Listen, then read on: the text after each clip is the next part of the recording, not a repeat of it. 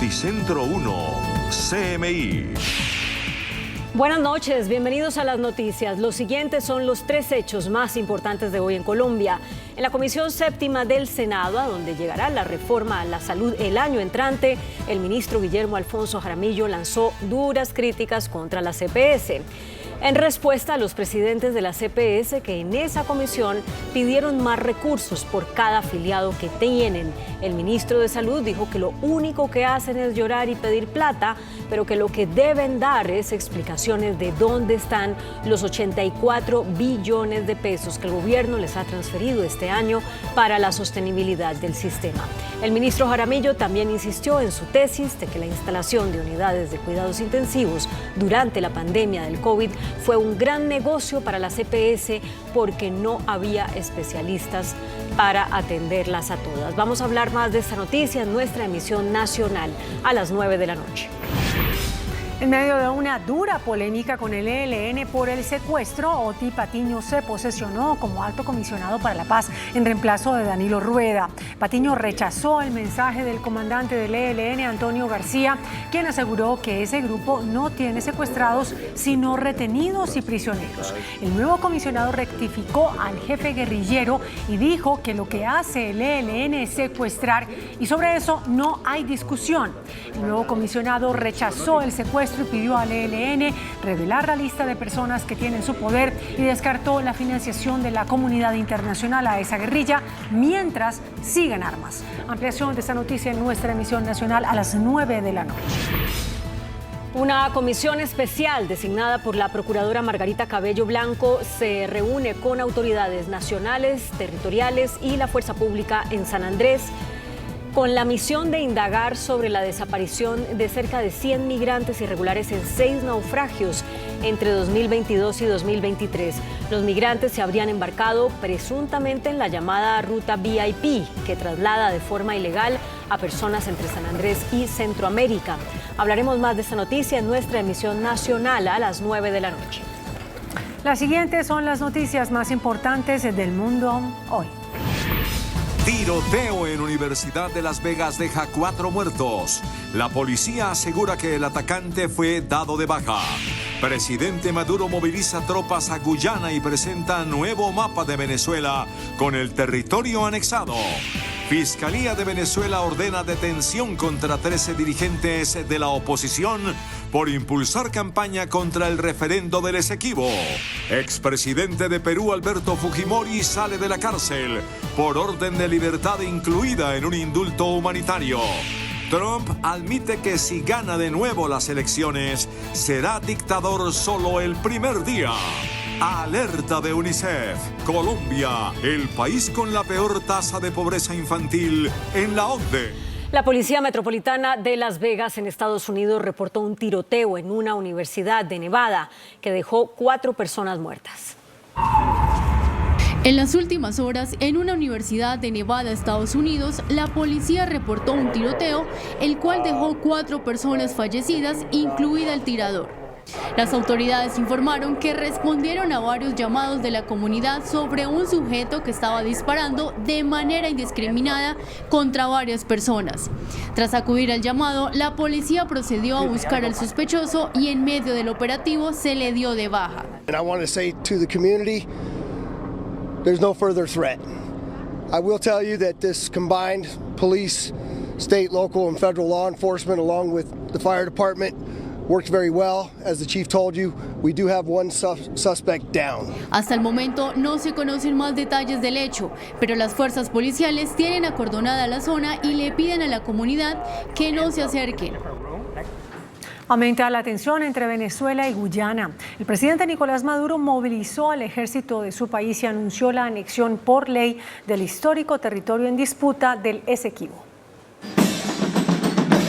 Días después del referéndum sobre el Esequibo, territorio que se disputa Venezuela con Guyana, el gobierno de Nicolás Maduro avanza para intentar hacer cumplir lo que se aprobó en el referéndum.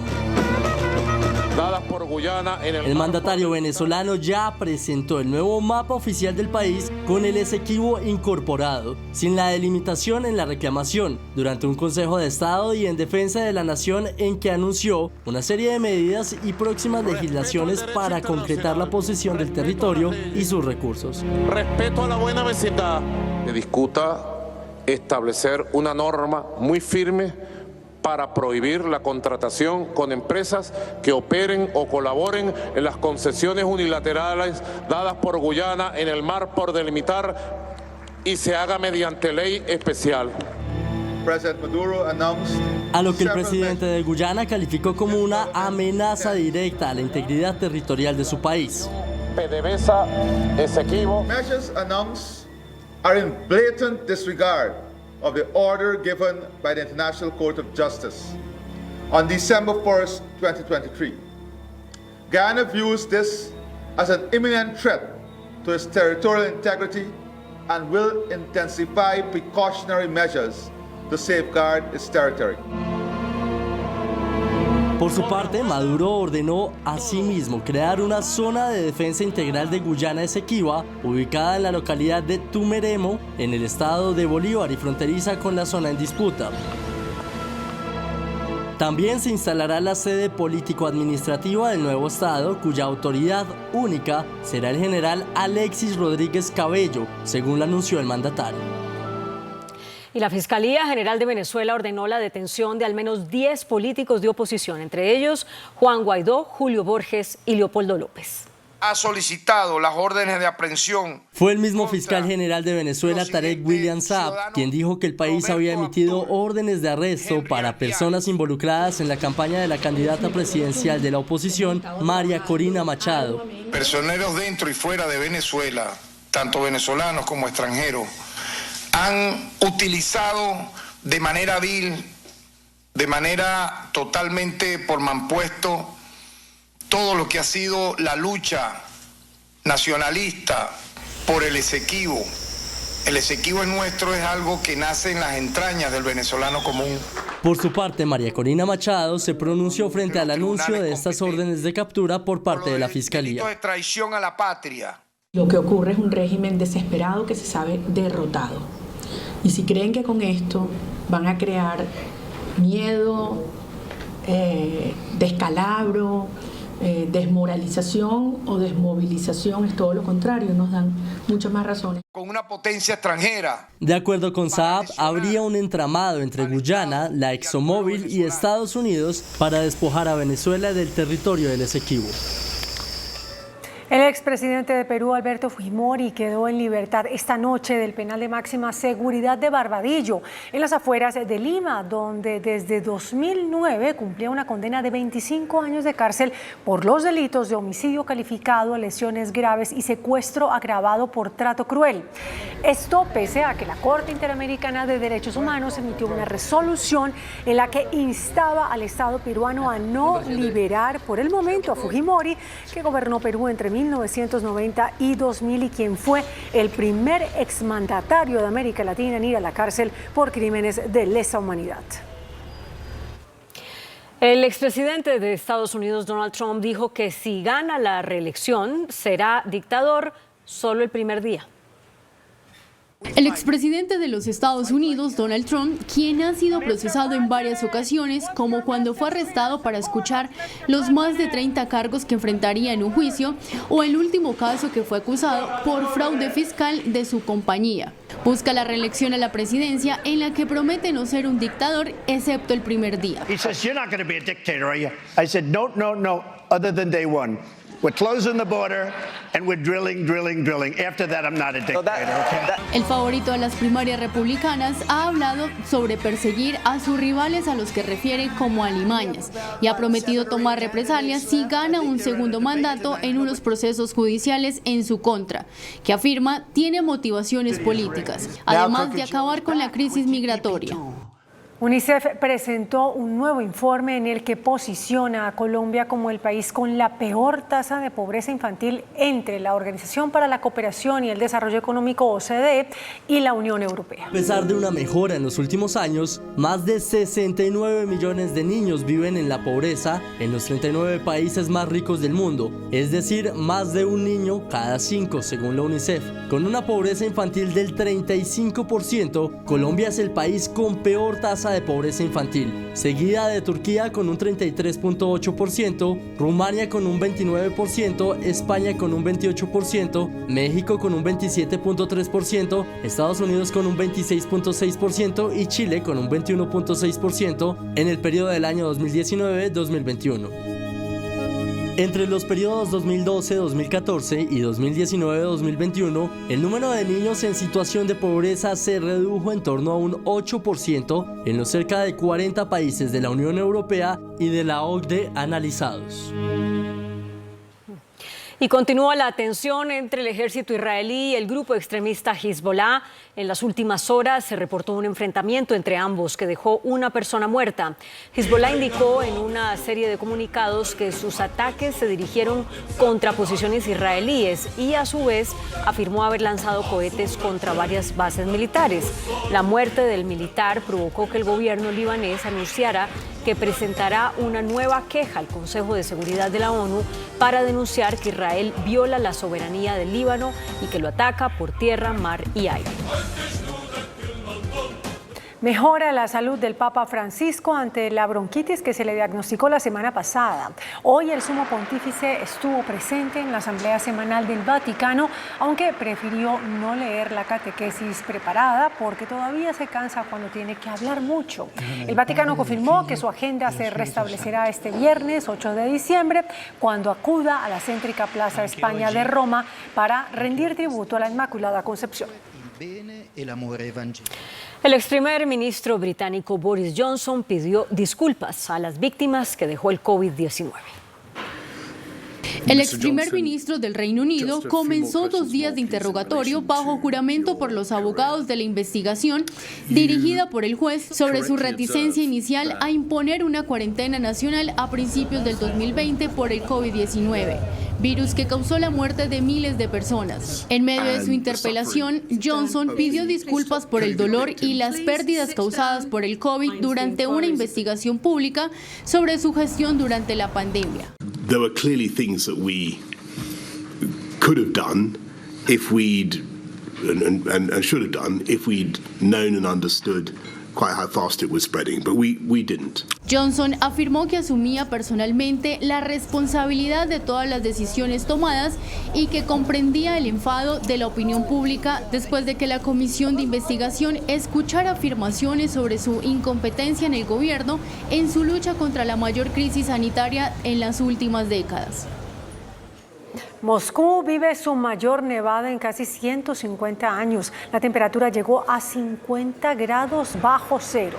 60 vuelos tuvieron que ser cancelados y miles de trabajadores públicos con palas y conduciendo vehículos quitanieve han trabajado las 24 horas para mitigar los estragos que dejó la nevada a su paso por la capital rusa. Una compañía estadounidense creó una aplicación con inteligencia artificial para personas con discapacidad visual. Esta aplicación es capaz de identificar textos, objetos e incluso billetes y monedas falsas. Las personas que sufran algún tipo de discapacidad visual y cuenten con un dispositivo móvil podrán tener un asistente virtual con inteligencia artificial que podrá ayudarlos a ver. La plataforma se llama Sync EA y está diseñada para asistir a personas que sufren de ceguera, ya sea de forma parcial o total, y que puedan utilizar la cámara de su celular para identificar textos, objetos e incluso identificar billetes y monedas falsas. El asistente se encargará de narrar al usuario lo que vea, como describir escenas e incluso reconocer los rostros de amigos y familiares.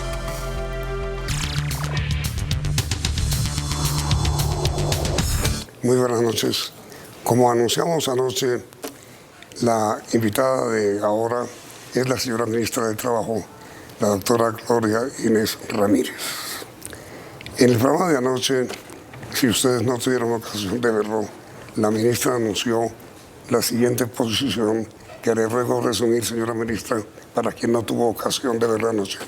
Posición del gobierno sobre el salario mínimo. Bueno, pues lo que hemos planteado es que justamente el lunes la mesa de concertación estará trabajando sobre el salario mínimo, teniendo en base que hay dos cifras que son muy importantes: la inflación causada más la productividad y el contexto, digamos, general de desarrollo económico del país.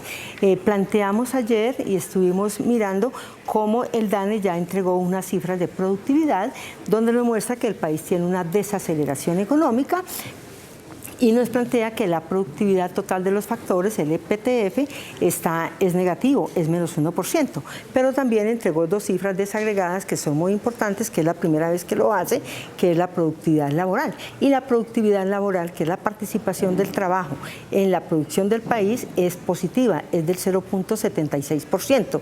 Y esto para nosotros es supremamente importante y este será el debate para trabajar si es un dígito o serán dos dígitos. En todo caso, lo que dije con claridad es que son 13 millones de colombianos y colombianas que están entre un salario mínimo o menos de un salario mínimo. Que sería de dos dígitos, ¿no?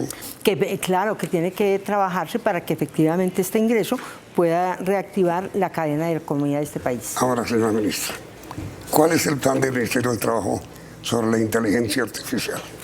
Bueno, esto para nosotros es muy importante. Yo quiero decirte que es uno de los elementos que yo pienso que va a mejorarnos mucho la eficiencia y la capacidad técnica de hacer políticas públicas atendiendo a la necesidad y la realidad de los territorios fundamentalmente. En un contexto global donde hoy tenemos que decir claramente que estamos dinamizados alrededor de lo que es la cuarta revolución, la tecnología juega un papel importante. Esta tecnología nosotros entonces estamos trabajando en el ministerio, ya llevamos año y medio, pero este es un programa que venía antes, nosotros lo hemos acelerado y lo hemos mejorado mucho. Es nuestro motor de inteligencia artificial. Nuestro motor de inteligencia artificial va a ser la creación de 3 sistemas de información importantes. Uno que es el primer sistema de información es el del Servicio Público de Empleo. El segundo sistema es el del Marco Nacional de Cualificaciones, o sea, formación para el trabajo.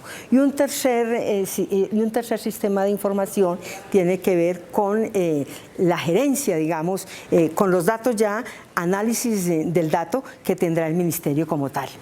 En este primero, ¿qué es lo que va a hacer el motor? El servicio público. El servicio público, ¿qué es lo que hacemos? Hoy nuestro Servicio Público de Empleo tiene en su banco 9 millones de hojas de vida de colombianos y colombianas que buscan empleo. Y tiene también en su banco 2 millones de vacantes. Entonces, entre los que buscan empleo y las vacantes que hay, mientras que usted se pone a buscar, usted se demora 14 minutos. Con este motor de inteligencia artificial, que lo que hace es emparejar, ¿sí? Hacer un emparejamiento entre las hojas de vida y las vacantes, y a eso le insertamos todo lo que es el QOC, que son los oficios y ocupaciones del país, se va a demorar 10 segundos. 10 segundos. O sea que en tiempo real, el empresario, si busca personas que necesita para su empresa, o los buscadores de empleo, van a tener a la mano las vacantes. Introducen su hoja de vida con todos los datos que se les coloca allí, hacen un clic, y con ese clic, en 10 segundos, usted va a tener las empresas donde puede buscar mejor, donde su perfil es mucho más adecuado. Para ello hay 6 dimensiones, que es el algoritmo que tiene el motor. Esas 6 dimensiones son: la primera, todo lo que es el registro, la identificación. Lo que nosotros llamamos, la segunda es la parte de formación, o sea, los estudios que tiene la persona. El tercero son es el conocimiento, son los saberes, los que necesita ese puesto o ese cargo al que va a aspirar. El cuarto son las habilidades y las destrezas. Y el quinto, vamos a hacer claramente todo lo que es ya la selección. Y el sexto paso es cuando ya el motor te entrega toda esa información.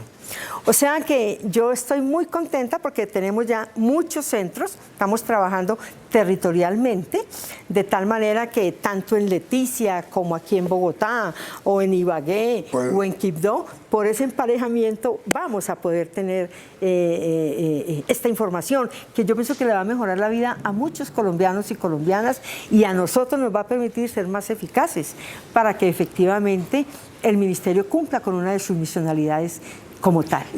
Además... Pero perdón, ministro, mejor dicho, ¿no será una cruce de información para Bogotá, ni para Medellín, ni para Cali, ni Barranquilla, sino nacional? Nacional, Yamil. Esa es claramente la novedad, que registramos e impactamos nacionalmente y como es una máquina, como es inteligencia artificial, entre más emparejamientos haga, pues más producción de datos va a tener y más posibilidades de mejorar para todos y todas. Dicho de otra manera, a ver, para poner un ejemplo, una persona que es secretaria bilingüe con inglés, quiere un empleo como secretaria bilingüe, ¿qué hace?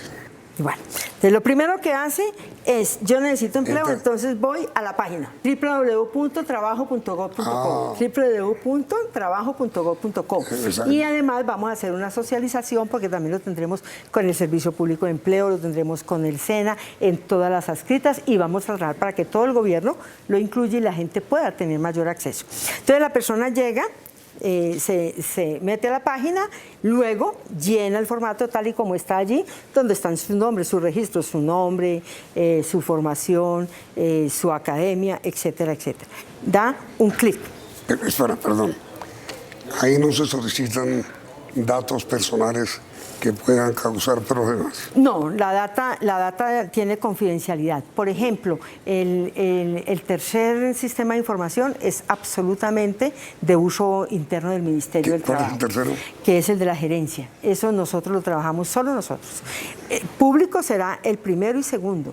¿Qué son? El Servicio Público de Empleo y, desde luego, el segundo que tiene que ver con todo el Marco Nacional de Cualificaciones. Eso es público, el tercero no. Entonces, usted llegó, se registró tan. Como ya el motor tiene los datos, ahí ya hemos colocado los 6.000 oficios, ocupaciones que tiene el país. Este año pondremos muchos más. Y vota. Él empareja la hoja de vida con la vacante. Y entonces la persona a los 10 segundos va a tener aquí, estas son las empresas a las cuales usted tienen vacante, etcétera, etcétera, y ahí puede volver a meterse en la empresa que ella quiera, da el clic y ahí entonces mira, esta es la empresa que mejor se adecua al perfil que usted tiene y donde mejor le puede ir. Esto es una cosa maravillosa porque hoy tenemos 9 millones en el banco de datos y 2 millones de vacantes. Imagínate, si nosotros logramos esto, vamos a poder en el término de 2 meses que la gente aproveche esta tecnología que es la primera en América Latina en un Ministerio del Trabajo. Claro, que es un cruce de información entre quienes piden y quienes ofrecen. Claro, y se hace a través de unos algoritmos que todos los días se van sofisticando y quiero decirte que aquí nosotros estamos trabajando tanto con la OIT como con el Banco Interamericano de Desarrollo. Esta proeza que estamos haciendo, este gran desafío, tiene que ver con que estamos de la mano con muchas organizaciones y por eso ya en enero colocamos la primera fase. Acabamos de hacer un piloto. La prueba piloto.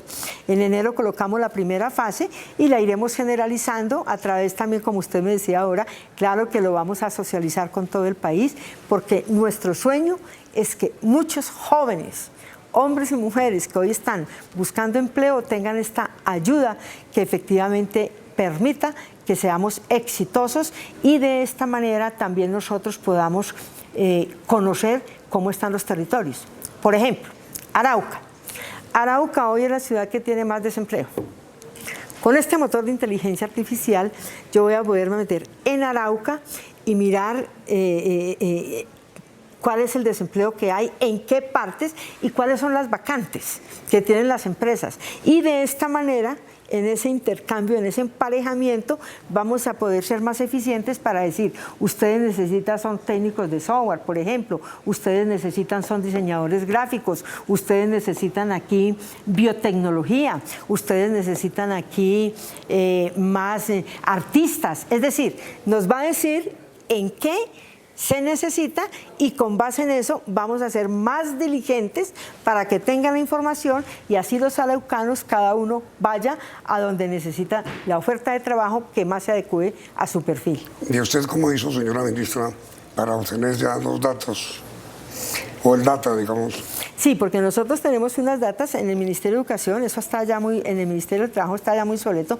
Nosotros tenemos también varios, nosotros teníamos un sistema de información que se llama Tubio, que es donde la gente también podía acceder, pero eso casi nunca funciona, siempre está malo. Tenemos también Ocupacol, y ahí también tenemos datos, que tampoco funciona muy bien. Y entonces lo que hacemos es juntar todo esto y a través también de nosotros tenemos una cosa que llaman los ORMED. Los ORMED son los observatorios de trabajo. Estos observatorios de trabajo los hacemos en convenios con las universidades, pero ya no lo hacemos desde Bogotá, sino que lo hacemos con los territorios. Y desde allí, hoy tenemos ya 11 ORMEDs, ¿ya? Y todo esto lo vamos a tener conectado. Unido también a más de 170 agencias de empleo que hacen parte de la red de buscadores y empleadores de este país. Y quiero decirte que también, no solamente nacionales, tenemos hoy nosotros 25 buscadores internacionales, colocadores también de empleo. De esas 25, 12 están autorizadas por el Ministerio del Trabajo. O sea que lo que vamos a hacer es a potencializar todo este proceso, simplemente para información. Yo no sabía lo internacional. Sí. Mejor dicho, si alguien en Canadá, por decir alguna cosa, requiere una persona especializada en algo, eso se conoce aquí. Claro, se puede hacer. Mire, simplemente para información, hoy tenemos, por ejemplo, 434 becarios en Alemania. No puede ser. En Alemania, de ellos ya tenemos 98 están trabajando. No puede ser. Sí, tenemos 234 que están aprendiendo el idioma porque estamos avanzando. Pero ya están en marcha. Sí, ya están en marcha. O sea, esto es muy importante. Tal vez son cosas que hacemos muy silenciosos porque hasta que no lo tengamos full, vamos a socializarlo para todos. Pero, por ejemplo, tenemos solicitudes de médicos para Portugal. Y ya estamos avanzando en unos primeros convenios que nos permitan que efectivamente esto se pueda dar. Tenemos en Canadá también. Es decir, hemos transformado y estamos transformando el servicio público de empleo. Estamos transformando toda esta red de buscadores de empleo, agencias que son públicas y privadas, no solamente públicas, también hay agencias privadas. Claro. Y entonces lo que estamos haciendo es una sinergia que nos permita ser eficientes y eficaces para la gente, que es la misión. Y ministra, ¿cómo hizo usted para que lo que no funcionaba, funcione?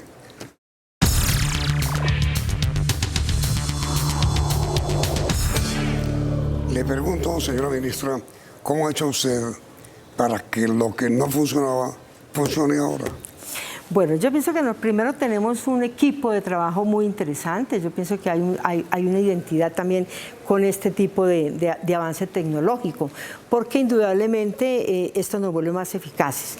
Pero además de esto, yo quiero tener aquí también presente, esto lo pensamos porque acuérdense que en las generaciones de empleo, hoy en el Plan Nacional de Desarrollo nosotros hemos dicho que lo vamos a hacer a través de la reindustrialización, a través de aumentar la asociatividad, el impulso a la producción agraria, y todo esto usted dice, ¿y cómo lo hago? Si son muchas... ¿Cómo yo hago para tener la información de cada de estos sectores? Solo se me va a ir en un sueño. Entonces lo que hicimos fue, a través de este proceso de avance tecnológico, estructurar toda la información que nosotros teníamos, trabajarla aquí y asesorarnos de personas experticias, por ejemplo, del Banco Interamericano, de la Organización Internacional para el Trabajo, pero también tenemos acciones con la OIS, que es la Organización Internacional de Seguridad y Salud en el Trabajo, y con todos ellos y unos expertos, los famosos CO, ¿ya? Pero diseñadores y estructuradores de esos programas, estamos haciendo este motor de inteligencia artificial, y yo creo que todos estamos orgullosos, primero, de estar avanzando de manera tan acelerada. Y dos, porque cumplimos. Nosotros tenemos unos cronogramas y vamos cumpliendo el cronograma. Y si tenemos un retrasito, pues entonces hacemos doble esfuerzo, ¿ya? Hoy, por ejemplo, en el módulo, en el segundo sistema de información, que es el Marco Nacional de Cualificaciones, donde está la formación para el trabajo, que es un subsistema importante, allí, por ejemplo, nosotros trabajamos módulos y tenemos, el programa está hecho para tener 10 módulos y ya llevamos 4. Ya llevamos 4 y tenemos 2 más ya en pilotaje.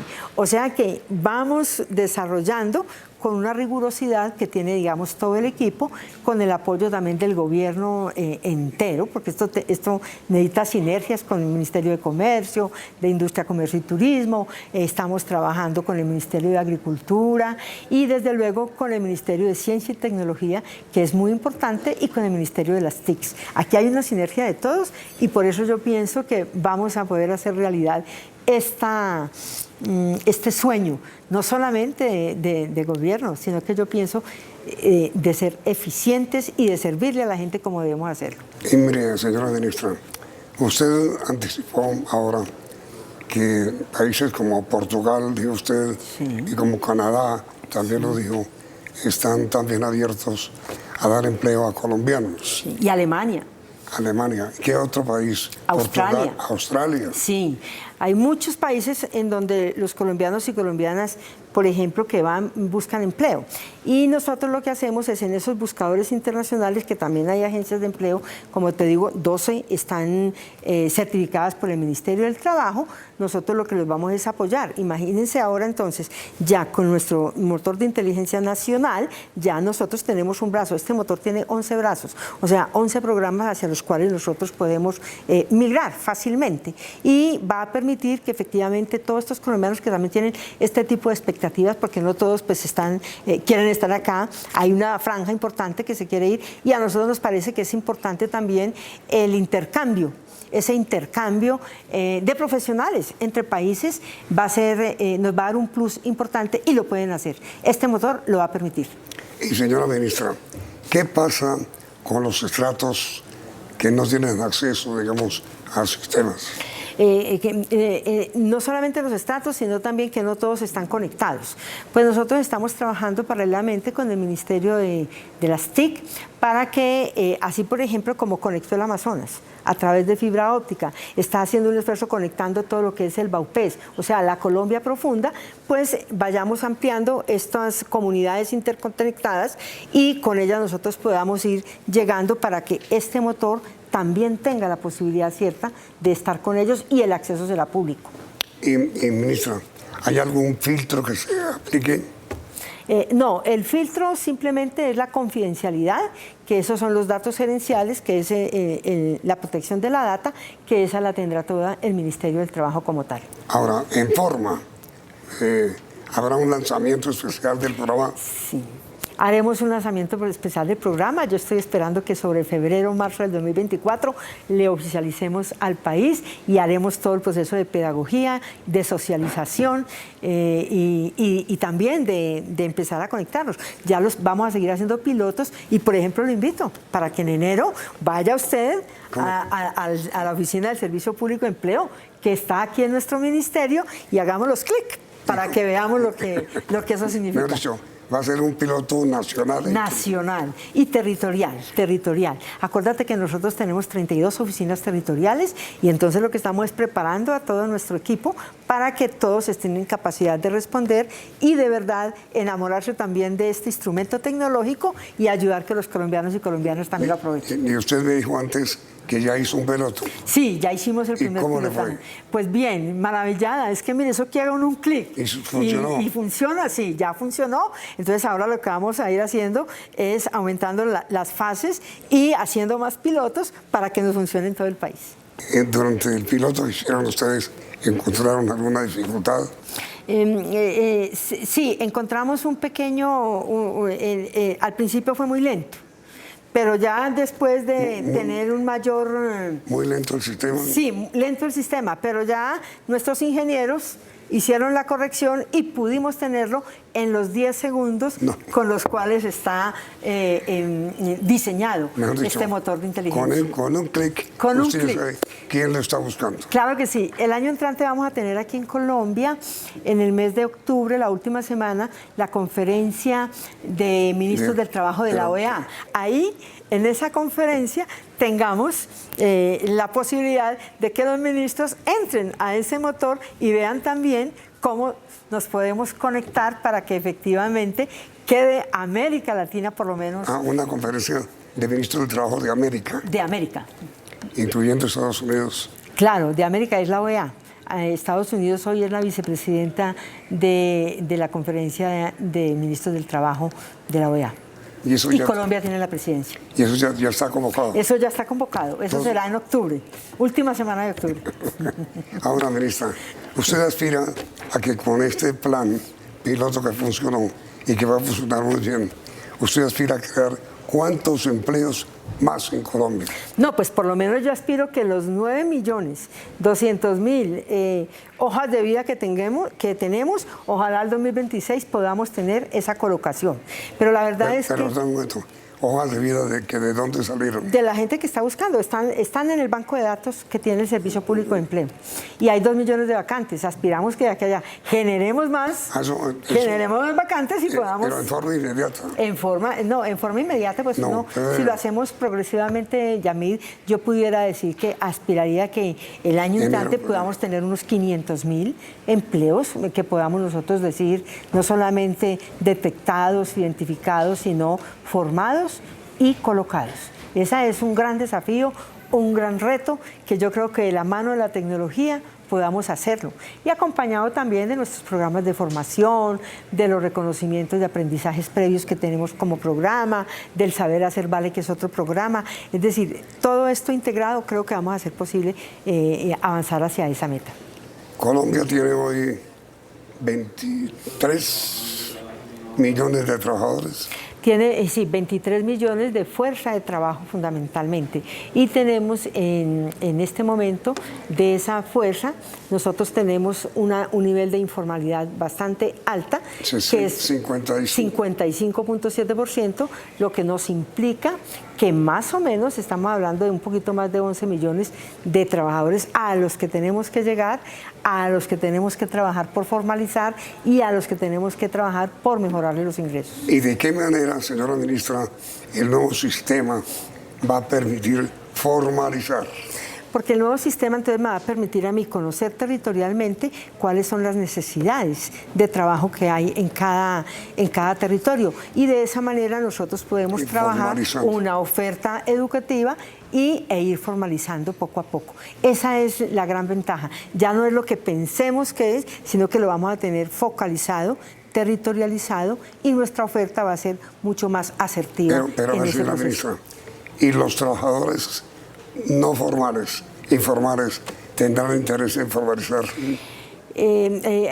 Aquí, gracias por la pregunta, Yamid, porque aquí tenemos dos problemas. Uno, tenemos empresas informales y trabajadores informales. Sí. Entonces tenemos que trabajar, uno, hacia la formalización de las empresas, que eso significa ayudarles a hacer el registro mercantil, que lo hacen las cámaras de comercio, tendremos que rebajarlo, hacer un sistema de contabilidad, tendremos que tener un apoyo técnico para eso, y a la seguridad social.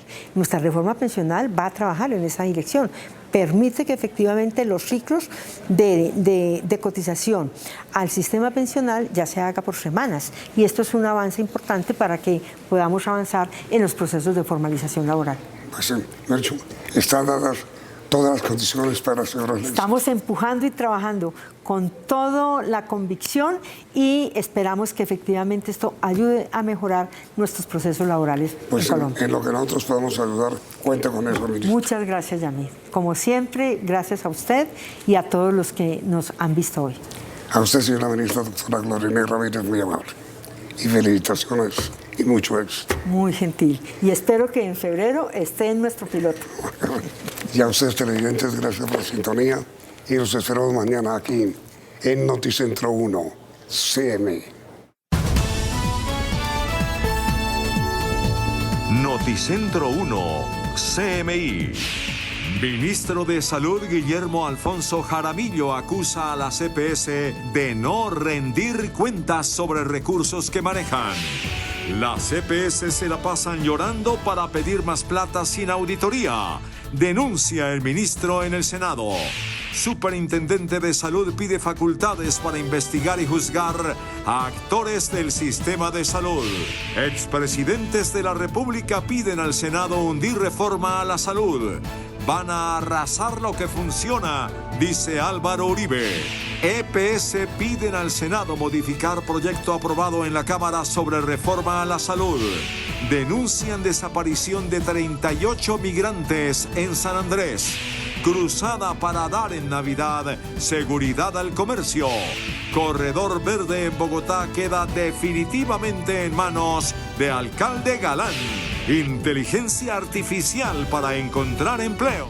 Iniciamos nuestra segunda hora de noticias. Graves acusaciones sobre el uso de los billonarios recursos que reciben del Estado hizo hoy el ministro de Salud, Guillermo Alfonso Jaramillo, a la CPS. Dijo que en vez de estar llorando por más plata, deben dar explicaciones sobre en dónde está el capital que les entrega el gobierno.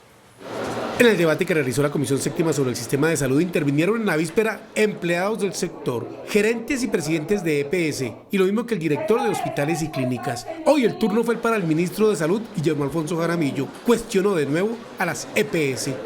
Y yo veo aquí todas las EPS llorando. Y yo me hago una pregunta. Si es tan mal negocio, ¿por qué siguen en el negocio? Si tienen tantas pérdidas y todos los días están perdiendo, ¿por qué están en el negocio? Dijo el ministro que el gobierno es amigo del capital, pero no el salvaje y el que deja a los colombianos en la inopia.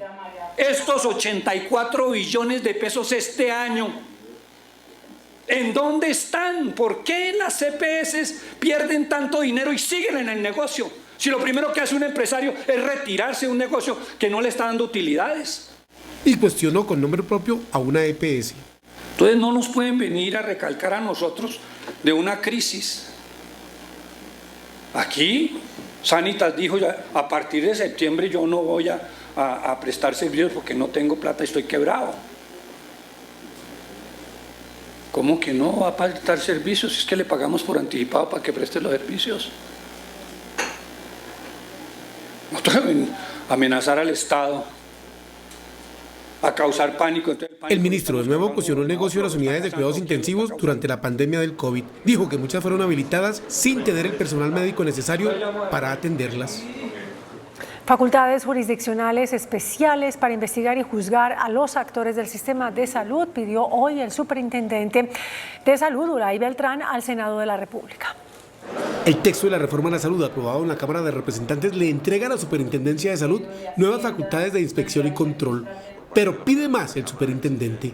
Un nuevo arsenal de herramientas para poder ejercer dicho componente de responsabilidad de inspección, vigilancia y control. Está pendiente un artículo frente a las funciones jurisdiccionales de la superintendencia para que actúe como juez en unos nuevos escenarios, además de los que hoy tiene.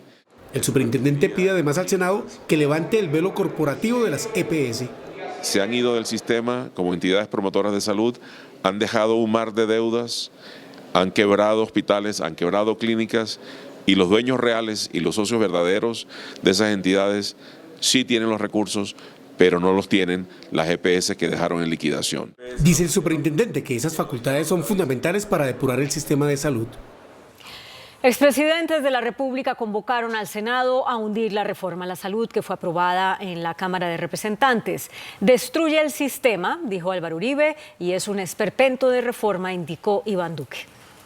El Senado tiene la responsabilidad histórica de salvar el sistema de salud de Colombia, que hoy está amenazado por el populismo, la demagogia y el odio a la participación mixta entre el sector público y el sector privado. Quieren volver a las épocas del seguro social y activar un sistema de atraco político al bienestar social. Se dicen progresistas los que defienden ese esperpento de reforma, pero en realidad son pobrecistas porque van a arruinar la salud de 50 millones de personas.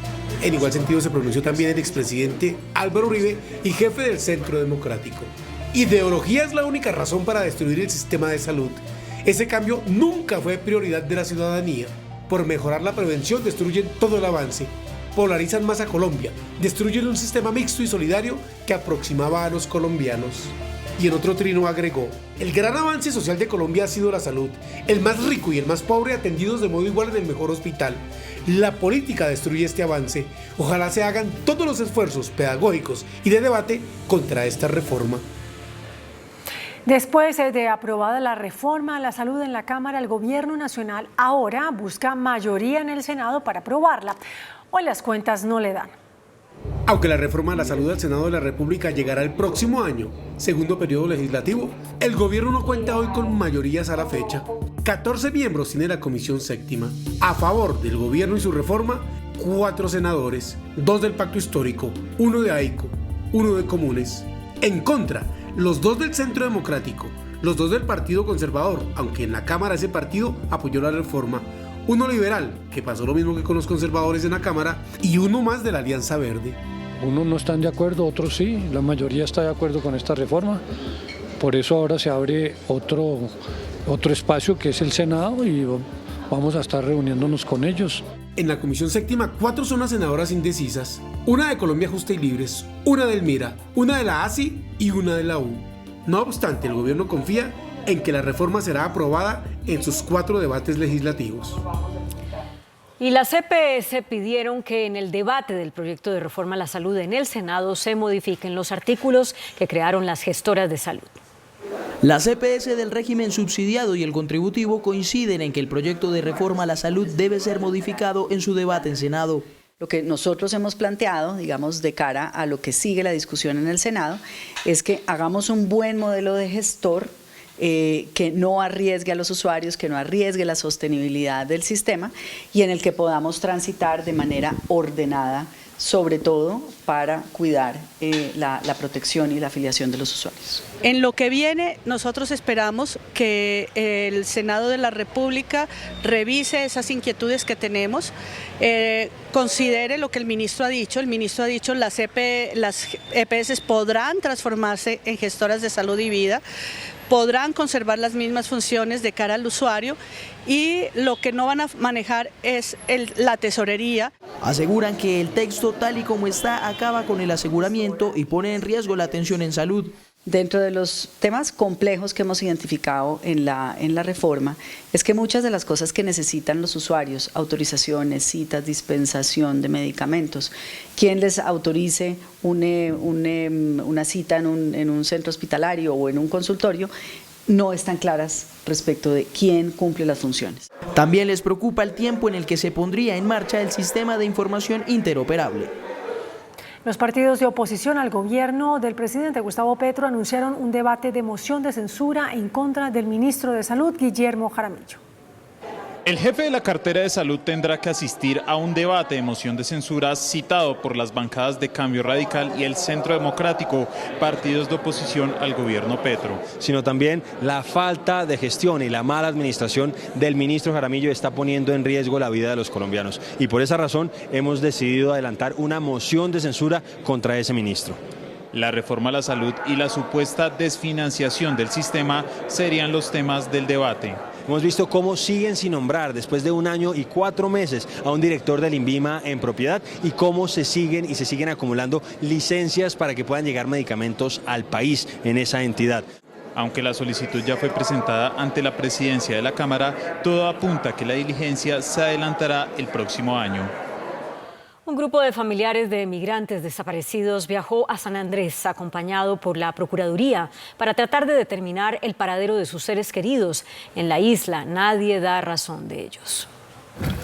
La Procuraduría General de la Nación indaga sobre la desaparición de casi 100 migrantes irregulares que se habrían embarcado presuntamente en la nombrada Ruta VIP, que traslada de forma ilegal personas entre San Andrés y Centroamérica.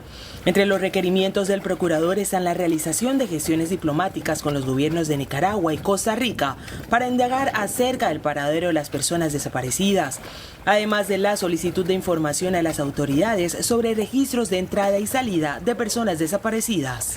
Tenemos 38 personas desaparecidas, dentro de estas 17 menores de edad. un gran número de mujeres y de esta manera pues hoy venimos a escuchar, a activar toda la institucionalidad en procura de encontrar estas familias. De otro lado, el procurador delegado para los derechos humanos informó sobre la captura de 24 personas, de las cuales 5 son funcionarios de la Armada Nacional. Vamos a asumir por poder preferente la investigación disciplinaria que adelanta la Armada Nacional y vamos a constituir el mismo día de hoy una agencia especial para intervenir directamente en el proceso penal. Por su parte, el delegado de la Defensoría del Pueblo dio a conocer los trabajos que se adelantan desde la entidad para proteger los derechos de los migrantes desaparecidos. Nosotros, a través de la Comisión Nacional de Búsqueda de Desaparecidos, pusimos en conocimiento esa situación y pues obviamente estamos pidiendo a todas las autoridades nacionales que dentro del marco de sus competencias apoyen para lograr saber qué ha sucedido con estas personas. Por último, una familiar de los desaparecidos expresó su sentir y pide respuestas que permitan conocer el paradero de sus familiares y compatriotas perdidos en alta mar. Pido aquí a las autoridades de San Andrés que hagan su trabajo, que cumplan con su trabajo, porque de verdad esto no puede seguir pasando. Esto no puede seguir ocurriendo. ¿Cómo es posible que las familias se vienen a migrar por la situación económica que tienen y vienen y los raptan y los agarran? Porque naufragio no es. Porque si estuvieran ahogados, ¿dónde están las indigencias? ¿Dónde están las cosas? O sea, decir los cuerpos, ¿dónde están? Es de resaltar que el director de Soberanía del Ministerio de Relaciones Exteriores habló sobre las gestiones diplomáticas que se realizan con los países centroamericanos para dar con la ubicación de los 38 desaparecidos el 21 de octubre de 2023. El gobierno otorgó por primera vez una licencia sanitaria a una empresa indígena en el Cauca para producir abono y fertilizantes usando hoja de coca. Este es el primer paquete de fertilizante a base de coca al que el Instituto Colombiano Agropecuario acaba de dar la primera licencia de producción y comercialización. Puede hacerse para la producción en diferentes cultivos como cacao, café, plátano, etcétera. No trae una lista de los usos, sino que simplemente va con recomendación. La comunidad indígena que produce este abono afirma que el precio de la hoja de coca con fines ilícitos ronda los 40.000 pesos, mientras que esta empresa lo puede pagar a 45.000 pesos como alternativa para los cocaleros. Para pues incentivar más a los cocaleros a que nos traigan la hoja de coca y la pueden transportar en el día sin ningún problema, porque ellos la transportan en la noche, entonces prefieren venderla a nosotros porque nosotros sí la vamos a utilizar para hacer abono. El abono a base de hoja de coca implica un cambio en el paradigma de la lucha antidrogas. Es la apuesta central de la nueva política de drogas del país y es poder generar un cambio en esas economías que hoy quedan en manos de la criminalidad y de la ilegalidad. Los productores del abono a base de coca dicen que ya tienen mercados en el exterior identificados para exportarlo. En medio de una dura polémica con el ELN por el secuestro, Oti Patiño se posesionó como alto comisionado para la paz en reemplazo de Danilo Rueda. Patiño rechazó el polémico mensaje del comandante del ELN, Antonio García, quien aseguró que este grupo no tiene secuestrados, sino retenidos y prisioneros. Patiño rectificó al jefe guerrillero y dijo que lo que hace el ELN es secuestrar y que sobre eso no hay discusión. Importante, el ELN no hace secuestros, hay diferentes acciones de privación de la libertad, pero son diferentes. Prisioneros, rehenes, retenidos, secuestrados y desaparecidos. El ELN solo hace prisioneros y retenidos. Este mensaje de Antonio García, comandante del ELN, fue rechazado por Oti Patiño tras su posesión como alto comisionado para la paz. Una persona que es retenida contra su voluntad podrá obtener algún beneficio económico, pues un secuestrado, punto.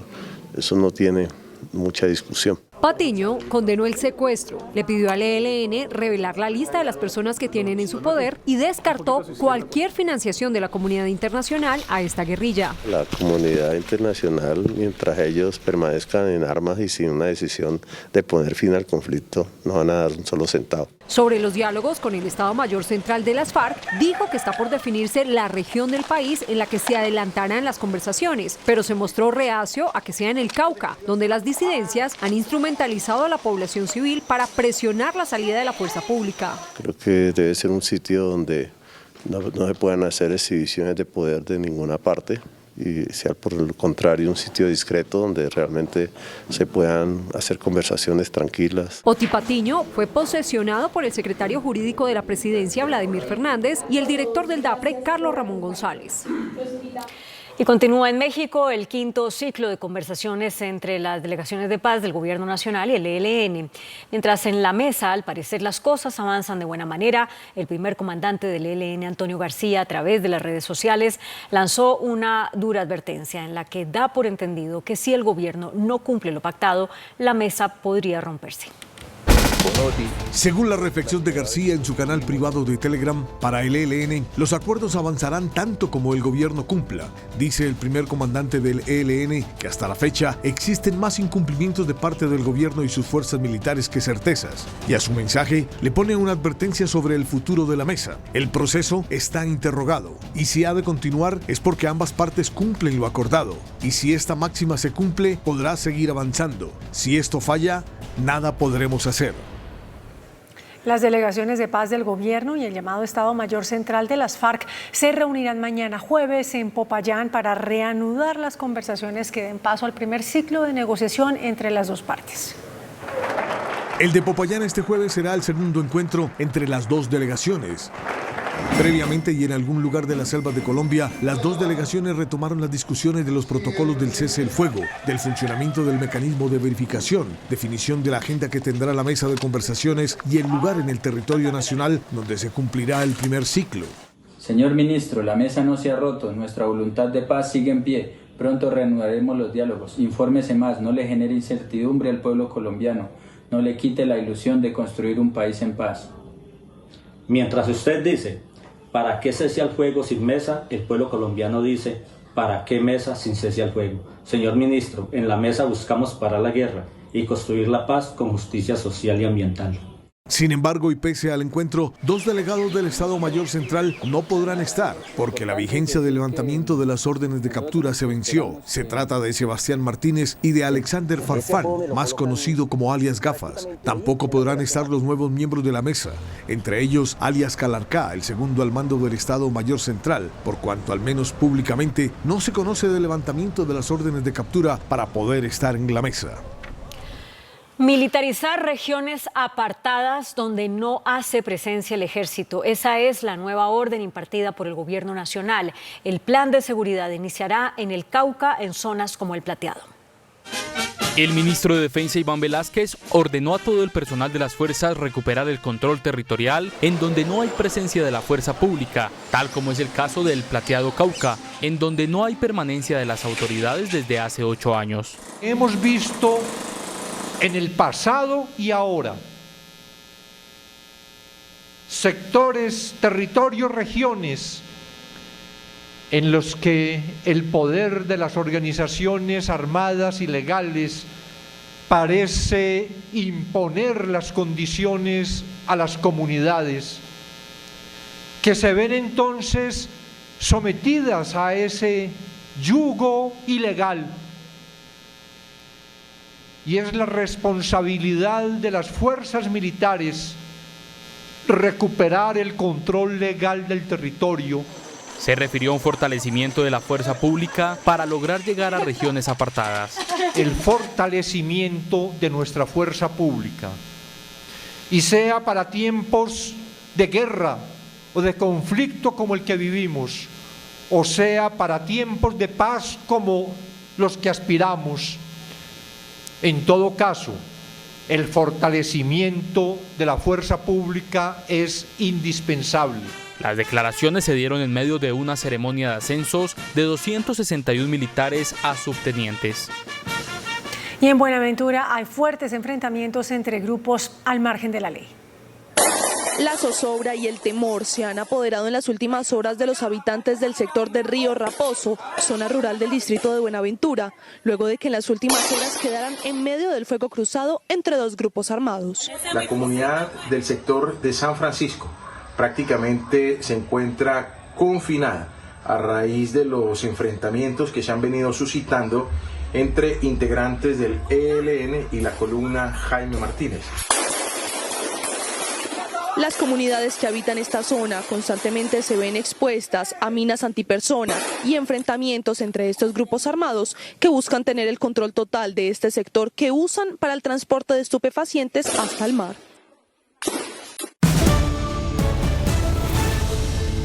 22 expresidentes de América Latina y de España le pidieron hoy al presidente Gustavo Petro y al expresidente Andrés Pastrana no judicializar la política.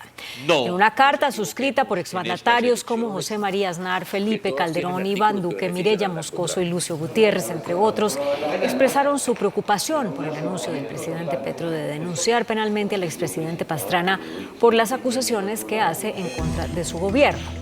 Los 22 expresidentes piden que esas diferencias sean tramitadas en la plaza pública y no en los estrados judiciales.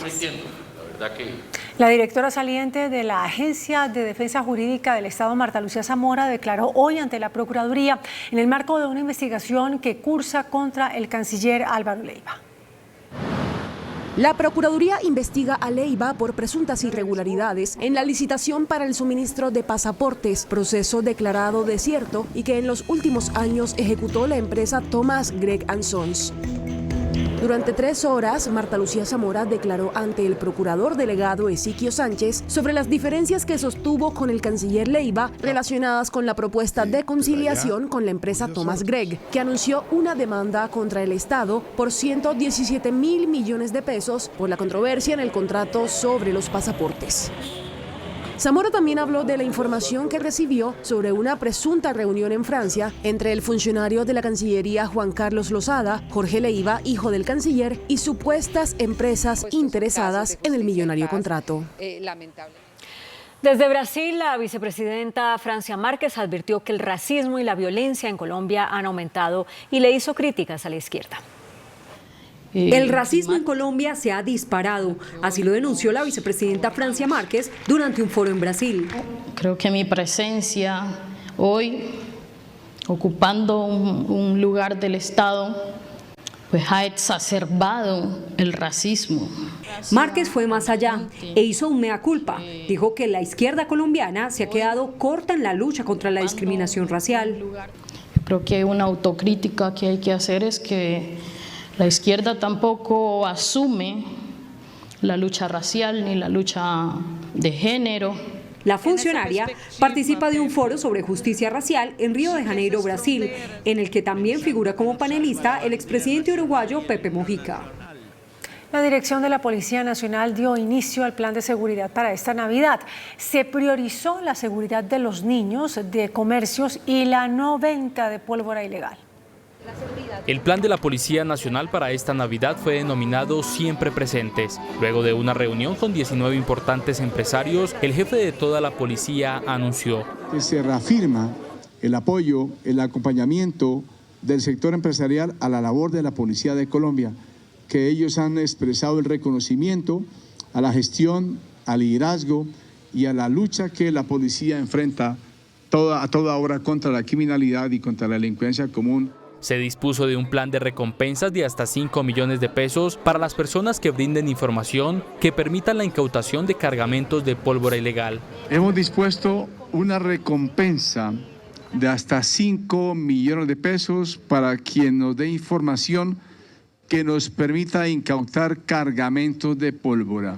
En la primera semana del mes de diciembre se han incautado 1.140 kilos de pólvora por parte de la policía. La Cámara de Representantes estudiará cambiar el cronograma de elección del nuevo Contralor General de la República. Hubo choque en la plenaria. Hay parlamentarios que consideran que se estaría dilatando el procedimiento.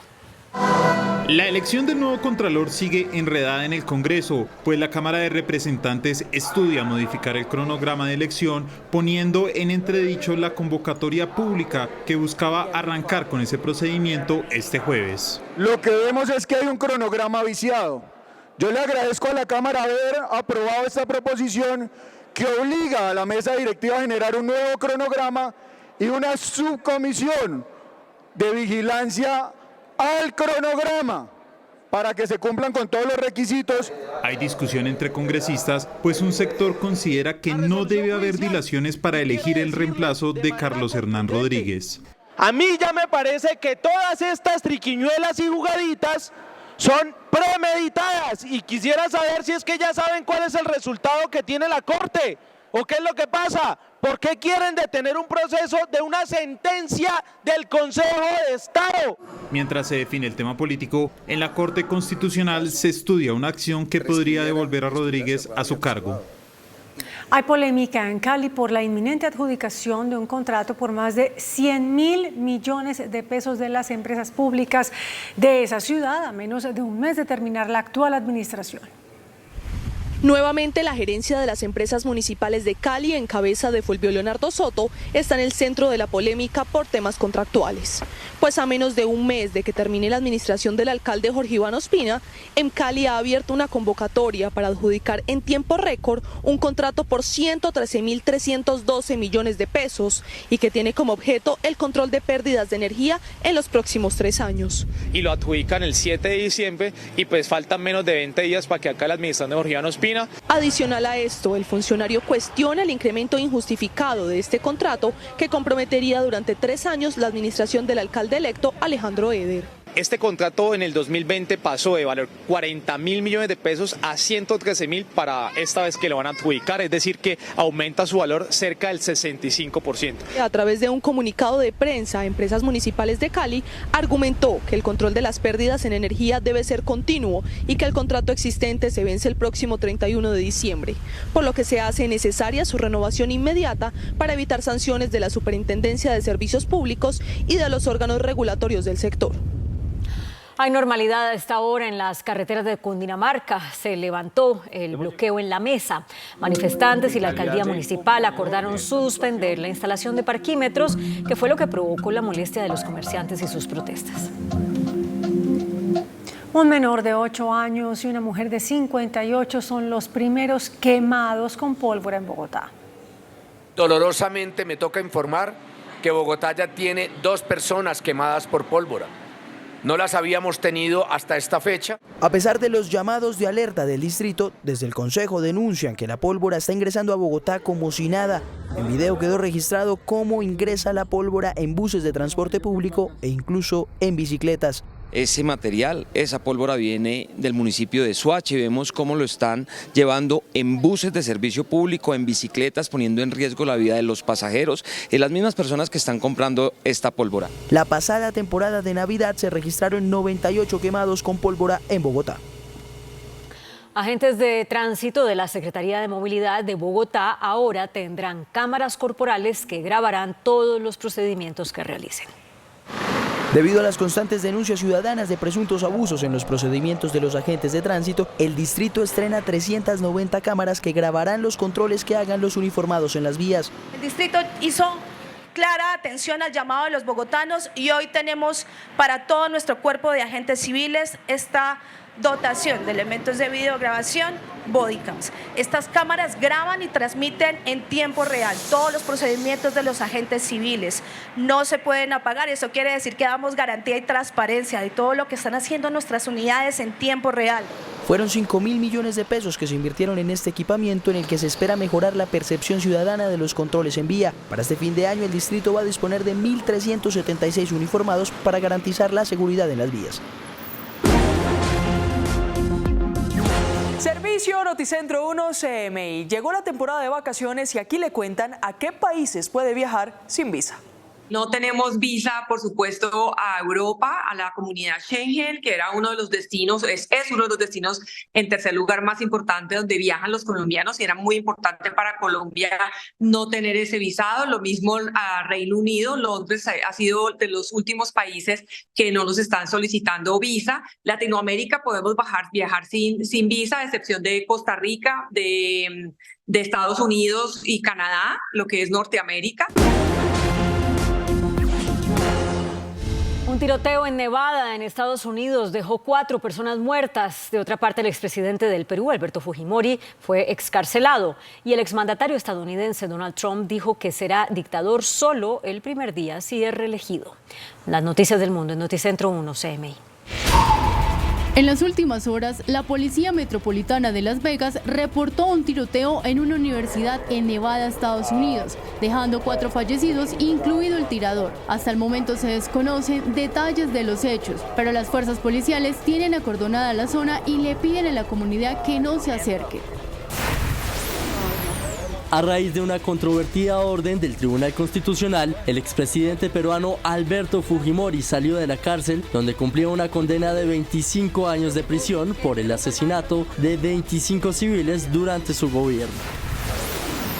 Donald Trump, el expresidente de los Estados Unidos, en una entrevista dijo que si es reelegido, en su gobierno no será un dictador, excepto el primer día, ya que quiere solucionar la crisis migratoria que vive el país americano. Como histórico catalogó la policía un operativo adelantado conjuntamente con las autoridades de Brasil que permitió desmantelar una red de minería ilegal en el corazón de la Amazonía. Una afectación feroz en contra del medio ambiente. La maquinaria usada para la minería ilegal en la Amazonía contaminaba 68,4 millones de litros de agua al mes. De las capacidades de la Fuerza Pública Colombiana se hizo presente con ingenieros ambientales, topógrafos judiciales, técnicos antiexplosivos, ingenieros y técnicos químicos de la Policía de Carabineros. Fueron 12 las dragas localizadas en Colombia y otras 7 en Brasil, desmanteladas por las autoridades.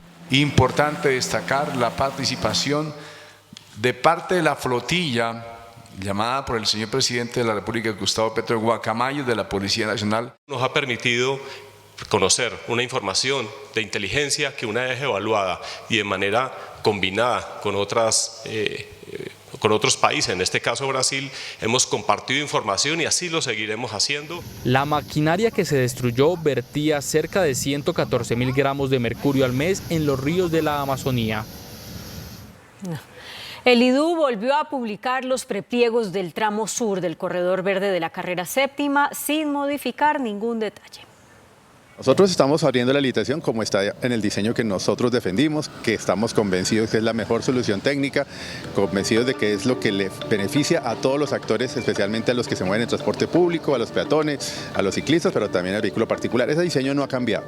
La propuesta de diseño que hicimos está lista y la misma que defendimos y que hemos dicho que cumple con todo lo que exige el Plan Distrital de Desarrollo, que exige el Plan Maestro de Movilidad, está allí planteado. La administración de Claudia López se juega su última carta para dejar encaminado el proyecto del Corredor Verde de la Carrera Séptima como lo habían planeado. La decisión que tomamos con la alcaldesa es que los prepliegos para los tramos que van de la calle 26 a la calle 99, que son 2 tramos, se publican en prepliegos el día de hoy.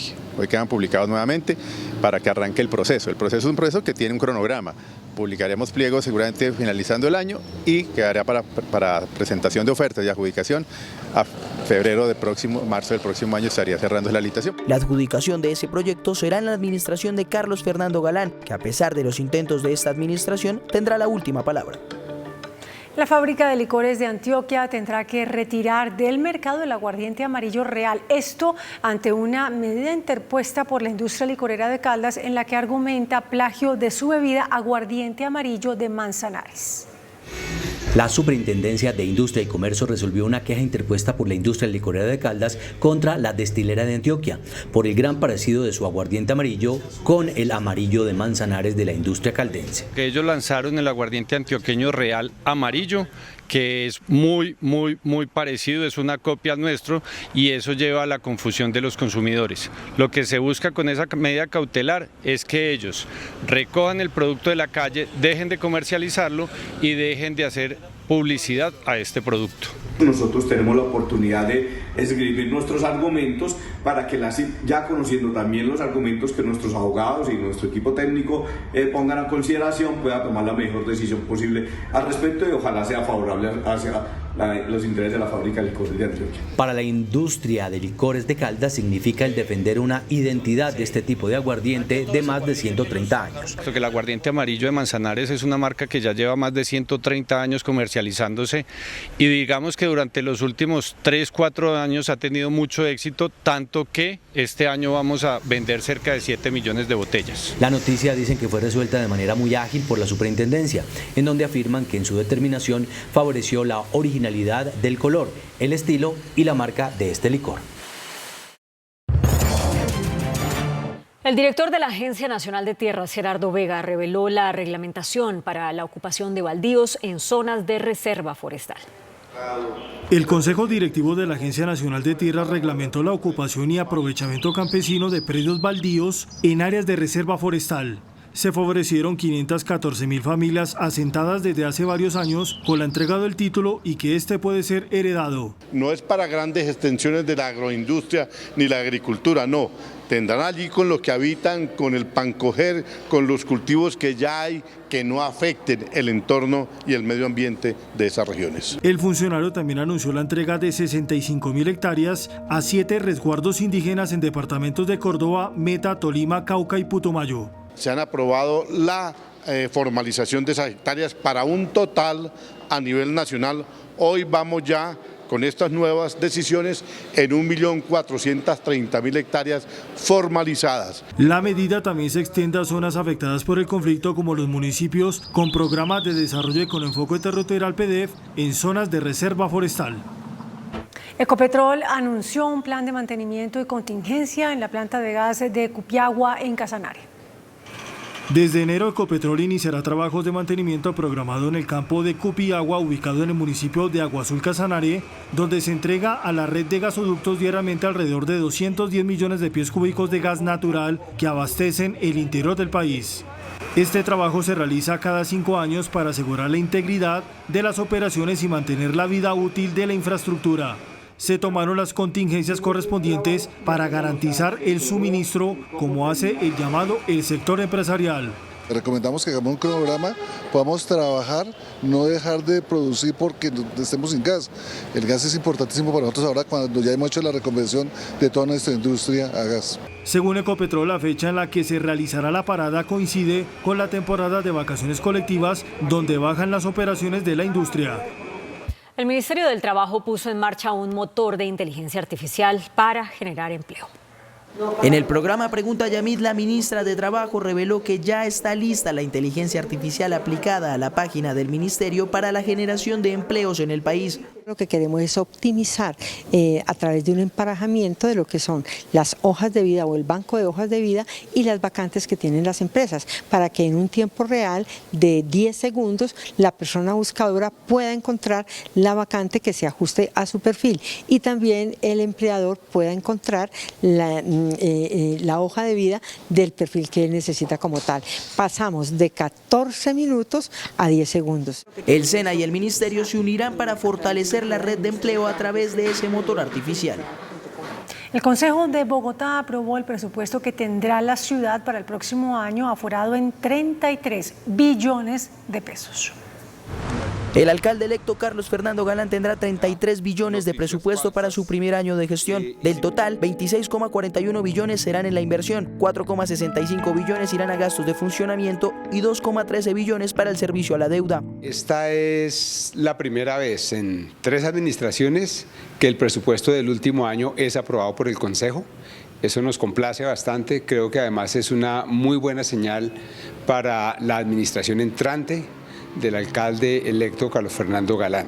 Del total de presupuesto de inversión, que son 26,4 billones de pesos, movilidad tendrá el 28% con 7,4 billones de pesos, educación el 25%, salud el 15%, integración social 8%, hábitat 8%, gobierno 7%, cultura 3% y otros sectores en donde se incluye seguridad el 6%. La iniciativa pasa ahora a sanción de la alcaldesa Claudia López. El índice de capitalización de la bolsa, que mide el comportamiento de las 25 principales acciones, cerró a la baja. El índice selectivo MSCI Colcap de la Bolsa de Valores de Colombia bajó 1,39% a 1.134 puntos. La acción de Nutresa fue la que más subió, con una valorización de 3,04% a 51.500 pesos. La acción del Grupo Argos fue la que más bajó, con una pérdida de 5,21% a 10.180 pesos. La acción más negociada de la jornada fue la de Ecopetrol, al movilizar más de 11.000 millones de pesos, con una variación negativa de 2,39% a 2.455 pesos. El dólar cerró a la baja. Indicadores económicos en Noticentro 1, CMI. La tasa representativa del mercado que regirá para mañana jueves será de 3.989 pesos con 55 centavos. Los profesionales del cambio compran la divisa en promedio en 3.950 pesos y la venden en 4.000 pesos. Un euro cuesta 4.309 pesos con 80 centavos. La libra de café en Nueva York se cotizó a $1 con 75 centavos. El azúcar se transó en 23,17 centavos de dólar la libra. El barril de petróleo WTI se cotizó en $69 con 20 centavos. La referencia Brent para Colombia se cotizó en $74 con 19 centavos. Una acción de Ecopetrol cuesta 2.455 pesos. Hasta aquí Noticentro 1 CNI.